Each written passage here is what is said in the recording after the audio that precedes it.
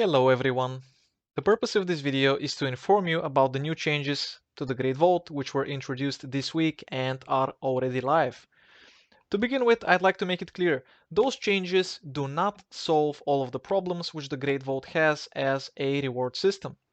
However, they are a step in the right direction. A small step, but still a step. In the description below the video, there are links to some of the NPCs and items I mentioned, so check them out if you need to. I think we can all relate to the case where we worked hard to unlock 3 rewards in each aspect of the game we enjoy, and after the weekly reset we end up being disappointed by the random number generation, aka RNG, giving us items which we either don't need or we already have, which once again means items which we don't need. Those new changes do not directly address this issue. They provide an alternative which can compensate our poor RNG, but only to an extent. When there is no upgrade for us within the Great Vault, we usually take the external option, which is the attendance token of merit, unlocked by any category of gameplay, raids, dungeons, or rated PvP, and can be picked instead of an item.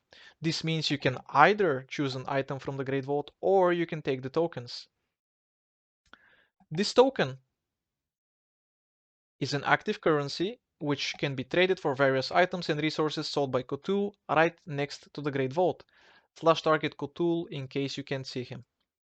Before this update you could only keep 3 of those at a time, but now that limit has been increased to 12. In addition to this, the vendor now offers a few new items. The ephemera-infused mesh is probably the most valuable for competitive play, as it gives you the opportunity to socket an item, but do keep in mind sockets can only be applied on helmets, necklaces, bracers, belts, and rings that do not already have a socket. This item costs 6 tokens. The other vendor options are less important, and for the time being we're most likely going to ignore them, up until the point where we have fully geared our main characters and we would like to expand to more alternative characters, in which case we can support them with the given resources if they are transferable. An important note is that the only item which doesn't bind when picked up, in other words isn't soulbound, is the certified vouchsafe, which binds to your Blizzard account and can be sent to other characters. However, you can still buy Soul Ash and convert it into transferable boxes from the vendor in Cortia, the vision of bonesmith Haramir, which also allows you to transfer soul cinders, exchanging 300 pieces of ash or cinders for a box of 250, which you can mail to your alts. The token vendor itself doesn't offer soul cinders along with the soul ash option, which is also questionable, but that's how it is at the moment.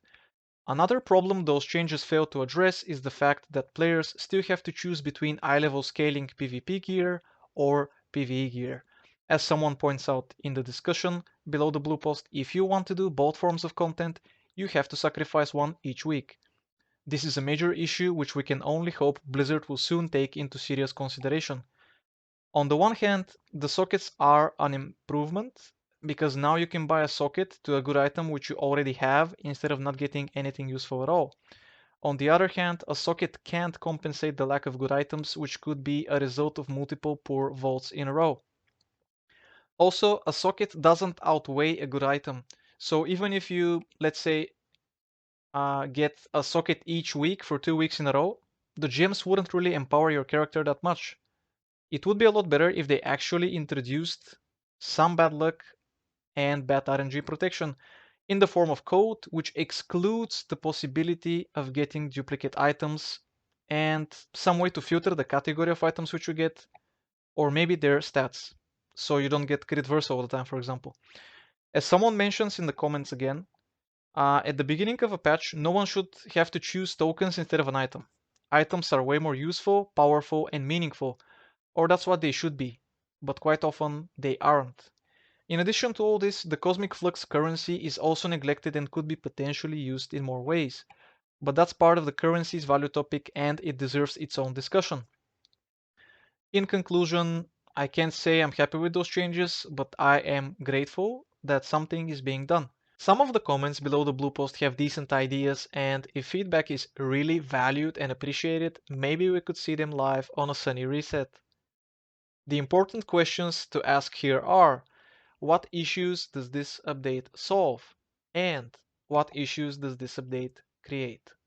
All of us want Blizzard to appreciate our invested time into the game, and we definitely do not want our effort going to waste. Maybe this is only the first set of changes they are introducing to us. I am curious to see if they will keep the good practice of looking into player feedback. I'm hoping to even see it happen on a wider scale with more opinions and ideas, which could potentially bring changes for the better. That's all the information and contemplation I currently have on this topic. Let me know in the comment section below what you think about this update. Usually in those two windows here, you should be able to see previous or related videos, but since this is my first video ever, they are empty. If you'd like that to change, please let me know which World of Warcraft PvP related topics are of interest to you, and I will do my best to provide a hopefully decent video. Other than that, I stream on Twitch and my primary focus is playing Arena with viewers with the idea of improving together.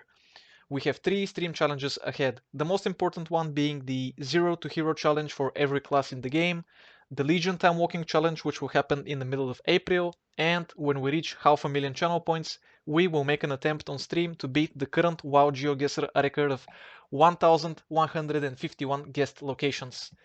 Thanks for your time and attention, and as always, happy gaming!